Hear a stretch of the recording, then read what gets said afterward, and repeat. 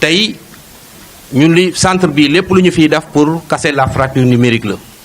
pour jàppale jeune Thiès jeune Sénégal bari na ñu fi jaar ñu fi jël seeni diplôme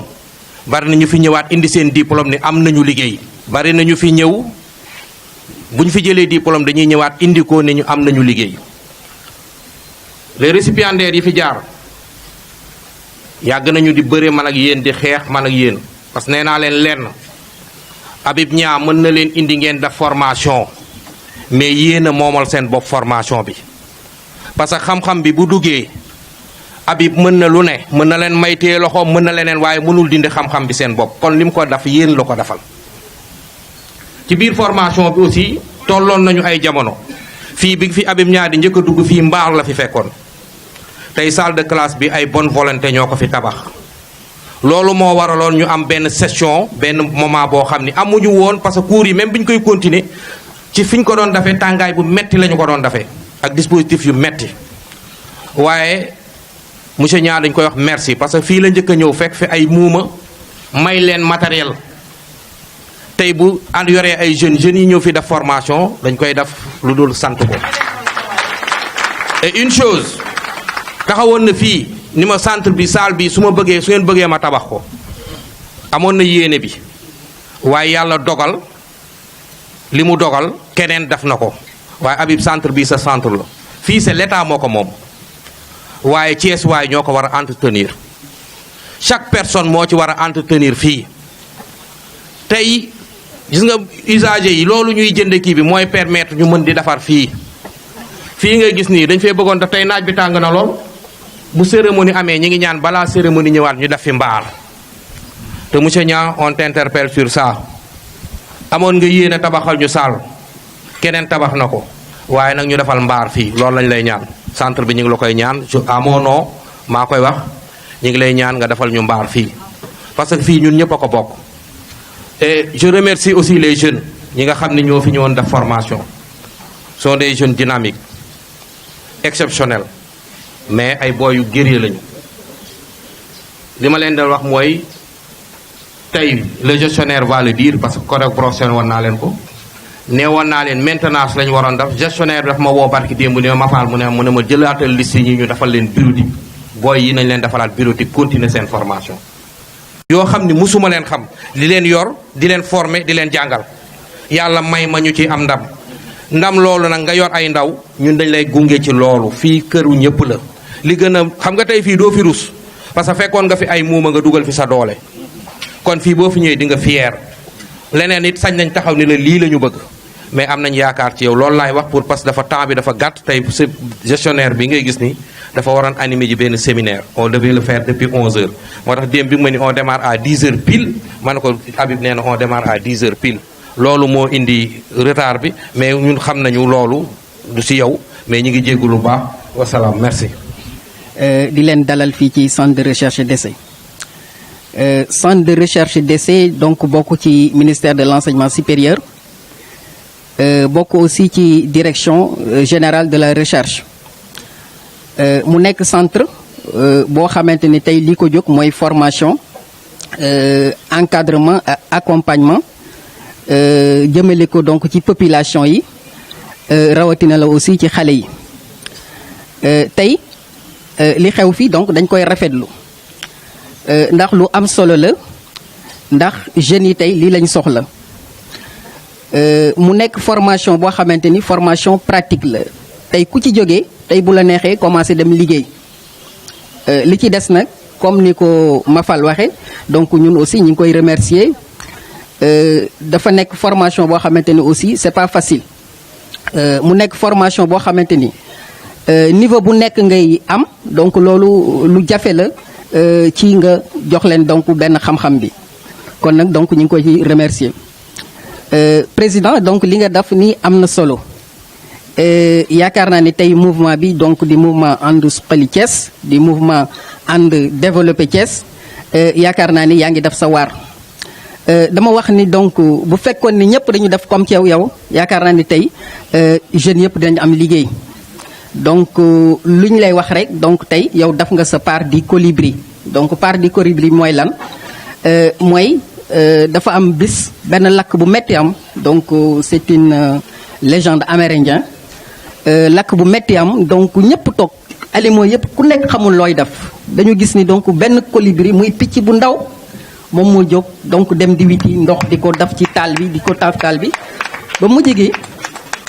benn animal bu ñuy wax tatu moo ko gis ni ko waaye yow ndox mi ngay sot yaakaar nga ni dina fay taal bi mu ni ko xam naa ni du ko fay waaye damay def sama waar te gis nañ ni donc je pense que yaa ngi def sa waar ñu ngi lay remercier ci loolu. di remercier aussi donc récipiendaires ñi nga xamante ni tey ñi ngi jël seen attestation fii yaakaar naa ni centre bi mu tijjee ba léegi donc formé na ndaw yu bëre donc ñu ci bëre am nañ liggéey yaakaar naa ni tey seen wàll jot donc ngeen ñëw def formation te li ma wax rek donc ku ci jógee rek donc bu la neexee nga continuer donc perfectionner li nga jàng donc di nga mën a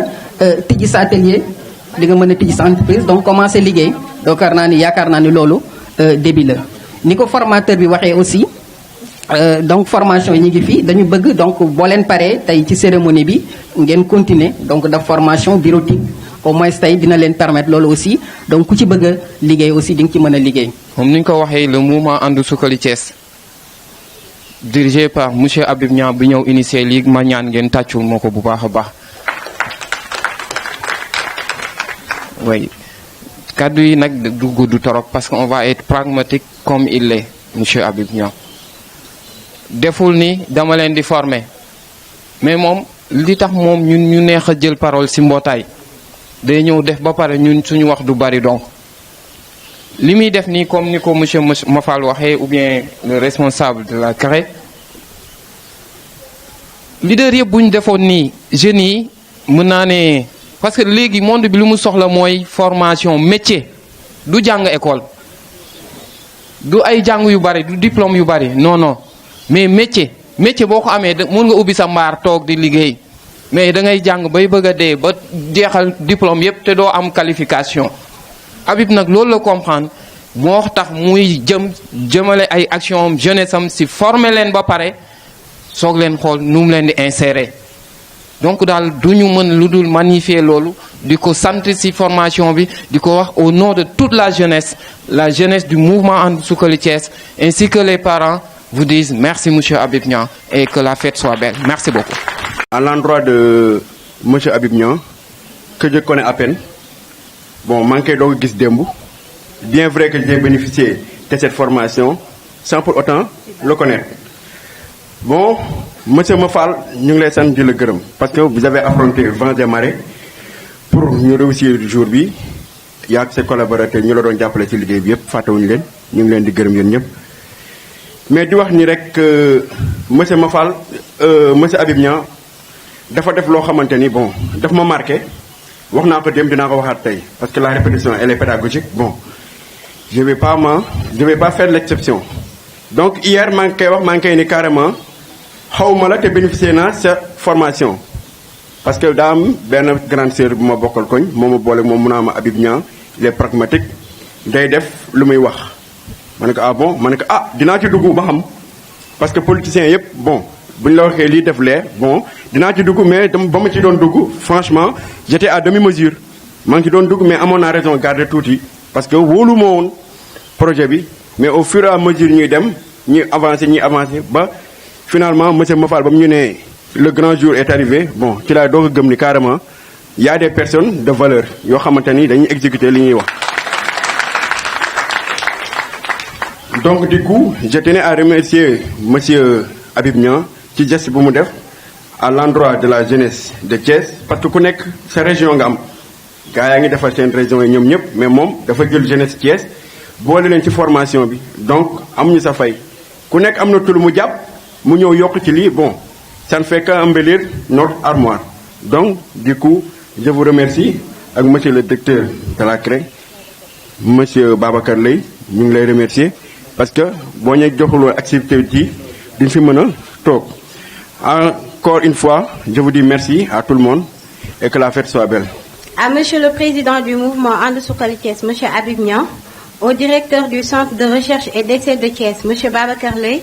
aux messieurs et dames nos honorables invités, aux étudiants ainsi qu'au professeur M. Mafal Sall sont adressées ces salutations. Nous nous retrouvons en ce jour dans le but d'honorer ces étudiants en leur remettant ces diplômes suite à la formation en maintenance réseau informatique offerte par le président M. Habib Niang. Ces actions sociales ne cessent de prendre d'élan. Après les écoles, les mutuelles de santé, les groupements féminins, le leader de And Suxali Thiès offre des formations aux jeunes pour leur permettre ultérieurement d'utiliser leur diplôme afin de travailler, et cela avec ou sans sa présence dans le monde politique. Sur ce, nous invitons tout le monde à venir joindre le mouvement qui opte pour le social en étant pragmatique. L'appel est concentré au niveau des hommes, surtout chez les femmes et en particulier à la jeunesse. Nous remercions encore le président Habib Niang de nous avoir permis de bénéficier de formations pour un avenir assuré. waaw di leen di siyaar ñëpp di nuyu nag balaa ñoo commencé dañuy nuyu Cheikh Adama Niang mii nga xamante ni lépp lu nu am ci mouvement bii rek moom moo nu ko may.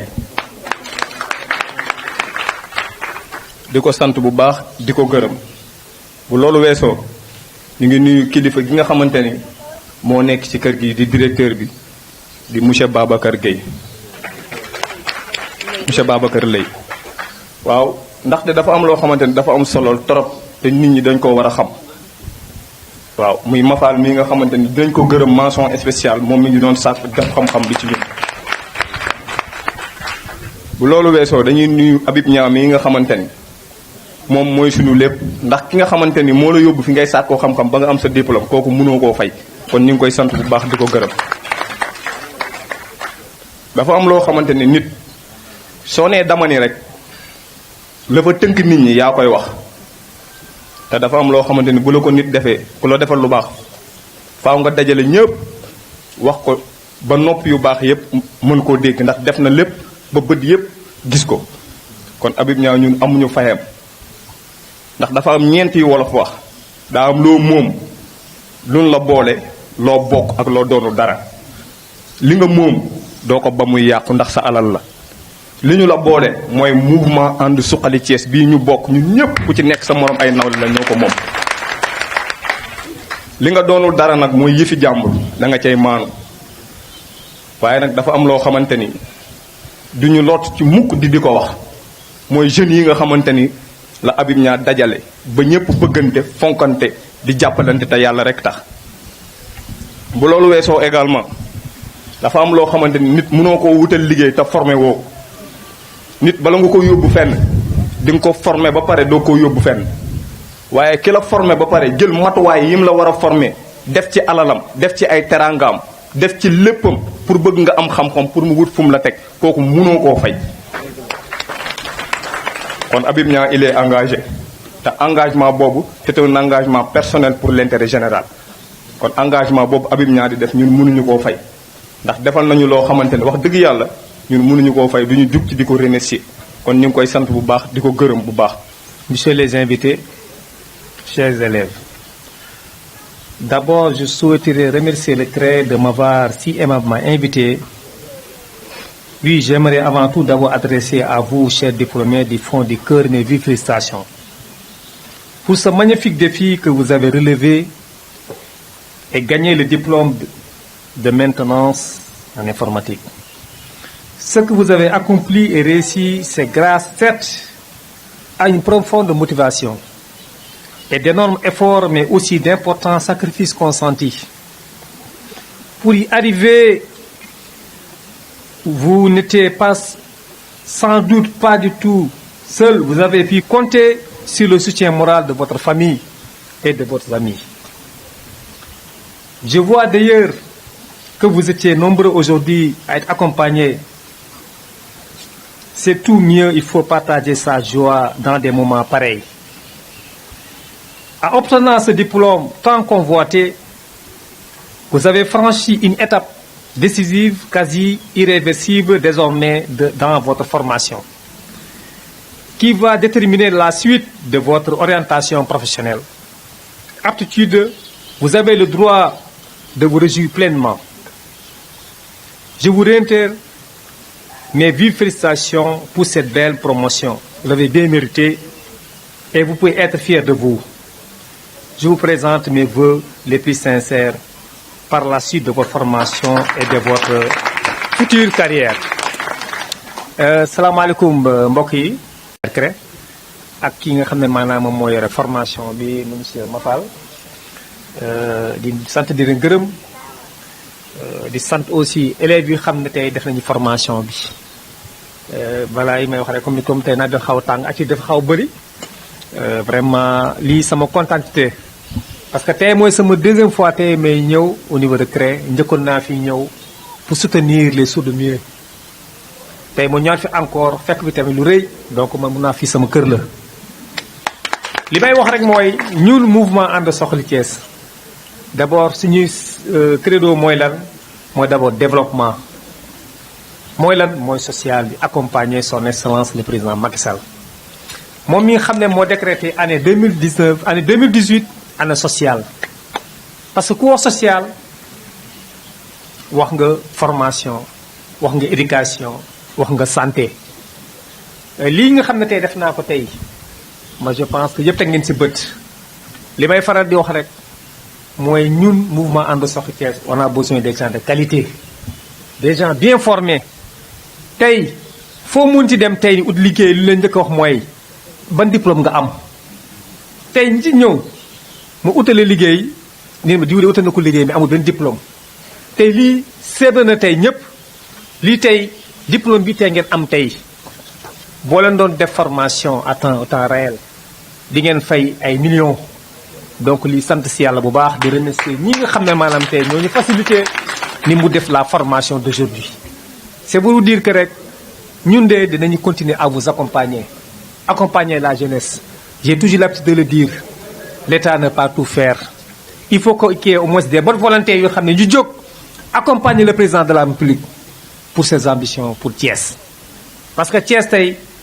xam ngeen il y a tellement d'écoles de formation mais ñëpp amuñu les moyens pour aller dans ces établissements c'est pour ça que ñun mouvement ànd soxali Thiès on a trouvé des créneaux di remercier aussi tamit le CREI vraiment nous ñu accompagner pour la formation ñoom ñoo suñu premier partenaire li mu leen mën a wax rek mooy CREI ñu aussi di ngeen xam ne que ay góor ngeen seqal dinañu continuer à vous accompagner comme ni ñu continuer à vous accompagner li may wax élèves yi rek mooy les jeunes diplômés vous le méritez léegi le moment est venu ñun ñu aussi accompagner leen seen carrière bu ngeen mën a insérer au niveau pour au moins insérer au niveau de la vie professionnelle incha allah on va vous accompagner ñun dañuy wax rek mooy ñun dañu bëgg képp ku xam ne da nga ñëw dans le mouvement ànd soxali Thiès il faut nga am métier comme mun ci doon bu ñu fi jógee sax am na beneen formation bu ñuy préparer mooy lan mooy on va sélectionner 100 jeunes après la fête c'est une formation lan en maintenance en réparation des portables pour au moins accompagner la jeunesse thiessoise jeunesse thiessoise boo xam ne boo xoolee li ñu fi nekk mooy lan rek dawal Jakarta ak lan ay jaaykatu café comme ni ko nit ñi ma ko waxee toujours ñun de dañu bëgg indi suñu wàll di accompagner président public comme moo tuddee année 2018 mu doon année sociale vraiment tey sama xol dafa sedd bu baax moo tax li may wax toujours comme le président déjà wax na ko man damay wax toujours nañu bàyyi coow bi ñu liggéey rek moo am solo liggéey moo am solo looy liggéey rek teg ko ci ay base moo tax ñu dès le début comme ni ko étudiant bi waxee xaw ma ko ñëw na ne ma il faut ma dem teg bët ñun on fait pas de la politique politicienne ñun on fait de la politique concrète politique bu ñu def mooy lan c'est pour njëriñu Thiès yëpp gis ci seen bopp ñu fi toog yëpp dëkk ñu jaxaaw fii ñëpp am nañu dëkk Sampaate ñu dëkk Ersan jëkk Som dëkk Daral Pël ñun ci boppam képp ku xam ne doomu Thiès nga gëm nga sa bopp bu nga dekki suba da ngay ñëw nga da lay accompagner en tout cas vraiment di vous remercier bu baax et puis di continuer comme vous le dire rek li may faral di wax rek mooy la formation va continuer ngeen gën a dolli góorgóorlu parce que nit aussi boo koy jàppale day am métier li ma gis nii de am ngeen métier mais danañ gën a dolli encore gën a renforcer encore vraiment di kontaan bu baax a baax di nuyu tamit ñi nga xam ne maanaam seen mbokk yi xam ne ànd nga ak ñoom ak sama délégation bi may accompagner xam ne matin ak soir ni ngi ànd ak man ñuy metti ni muñ pour vous dire que ñun dañuy jóg accompagner son excellence le président Macky Sall pour mu am un mandat en 2019 loolu mooy suñu créneau vraiment je suis très content di remercier bu baax a baax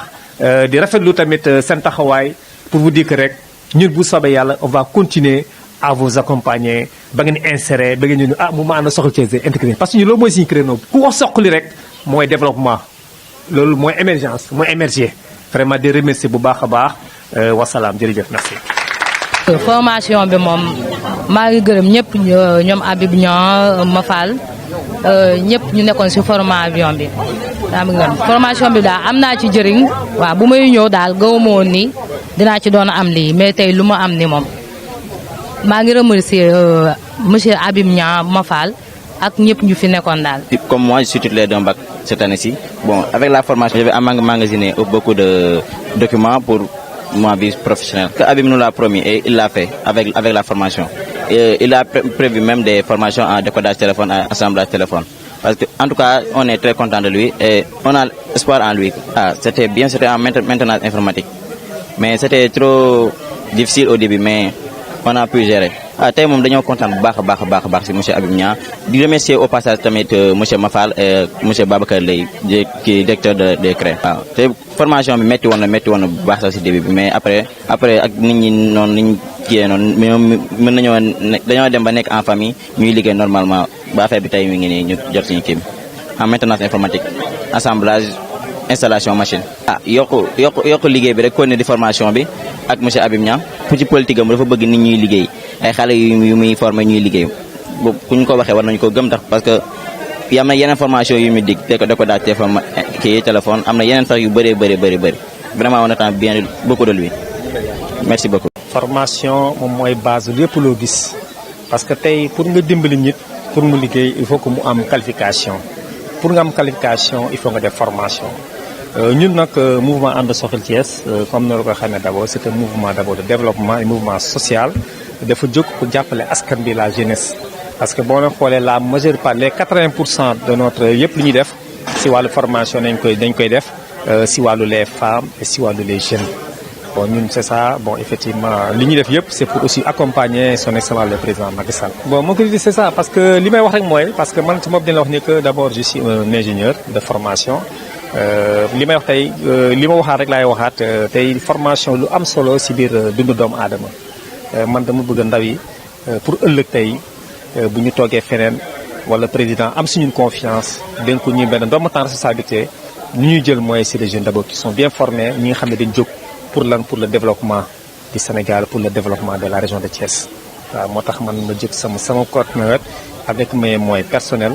ak ñi nga xam ne si mes contacts mes relations les partenaires di ma jàppale pour ma mën a former les jeunes au moins qu'il y ait des diplômes parce que nit aussi bu dimbal yomb na mais balaa nga koy dimbal tamit day fekk aussi mu am qualification loolu moo tax man ma gën accentuer ma formation si wàllu jeunesse bi di leen jàppale. voilà comme noo ko xamee rek xam nga président il a déclaré mu déclaré na si boppam année 2018 année sociale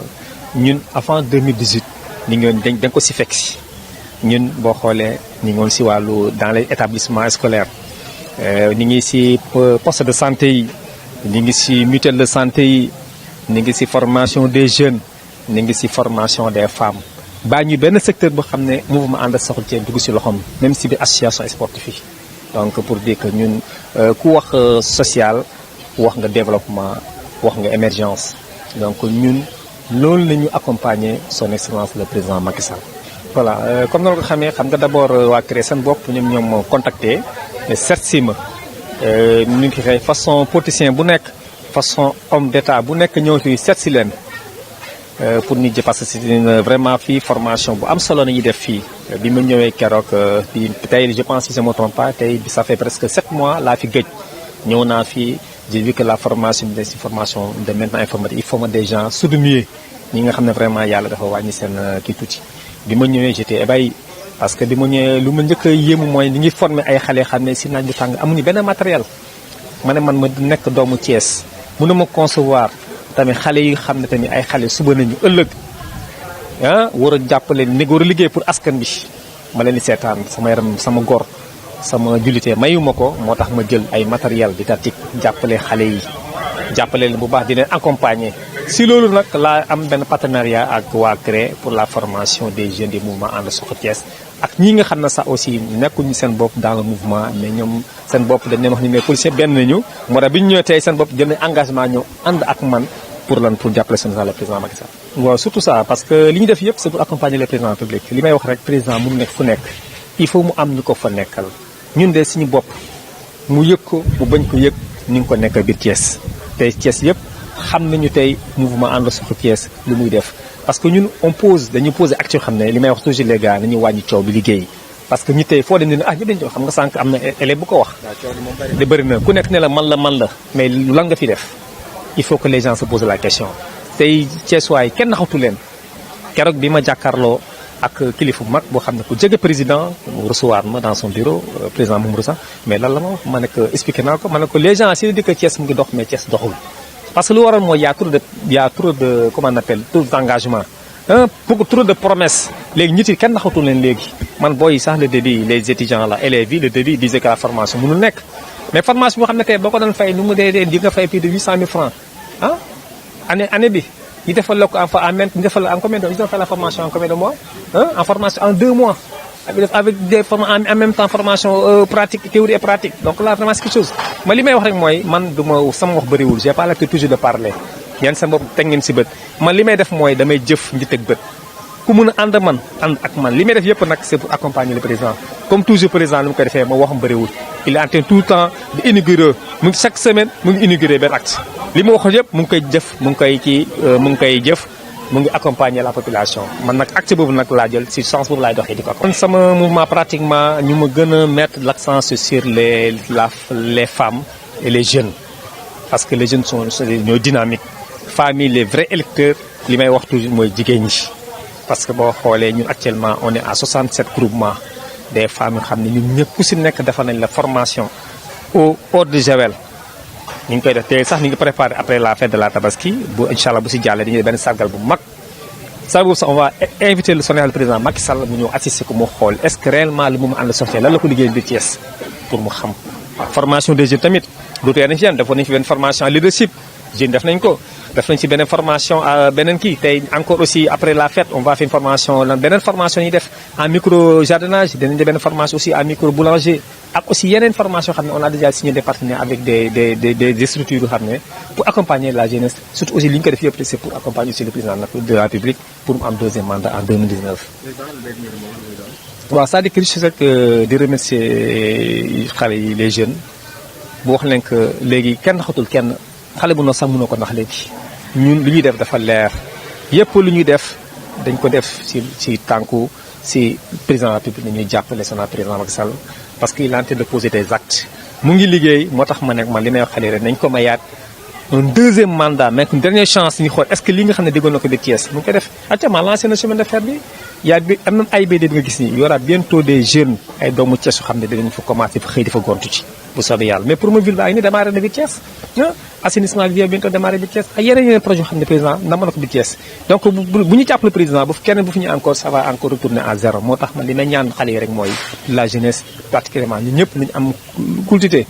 jàppale son excellence président Macky Sall parce qu'il a en train de poser des actes parce que man d'abord li may wax rek mooy président tey bu deful lu mu war dama ko wax carrément deful li nga war du ma ànd ak moom dama gis il a posé des actes jox ma dërëm nag jox ma poste de stabilité jox ma dërëm li ñuy def yëpp nag c'est notre moyen personnel licite dañu ne pour accompagner son président waaw c'est un peu dur quand même parce que xam nga aussi ça fait presque 1 an et demi yaa ngi sur le terrain matin et le soir ba comme noo ko xamee ñun jeudi nañu nekk sur le terrain ba dimanche métti nga yore mouvement yore ay mbooloo ku si nekk yaakaar la moo tax ñun li ñu koy waxee rek on est des techniciens pratiquement des technocrates on n'est pas des politiciens ñun duñu promettre kenn dara ñun moo tax ñun formation yi ni ñu gën a mettre en valeur